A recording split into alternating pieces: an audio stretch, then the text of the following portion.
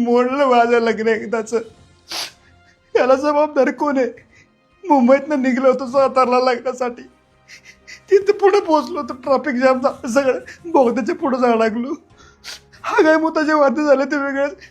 इथं पोहोचलो ते सगळं वाटोळं झालं. जबाबदार कोण आहे याला? अहो गावाला पोचलो तर इथं आल्यावर कळालं पोरीकडची वाट बघून निघून गेली. आणि आता म्हणतात की केस सांगणार आहे माझ्यावर, माझ्या बापावर.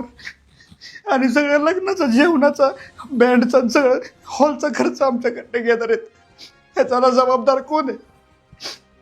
हा, आमची काय चुकी आहे? 2 दिवस पाय गेले हे लग्नासाठी. मी सगळं सूट बीट ब्लेझर खरेदी केली. 40,000 रुपये घातलेत मी. 35 वर्ष वय झाले माझं. 35.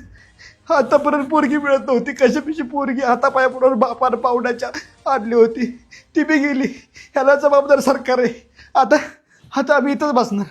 आता सरकारनं काय करायचं, माझ्यासाठी पोरगी बघून द्यायचे, तेव्हाच मी लग्न करणार, नाहीतर मी रांडवात मारणार आहे. आता एक अपेक्षा होती, स्वप्न सगळी धुळीत मिळाली मला.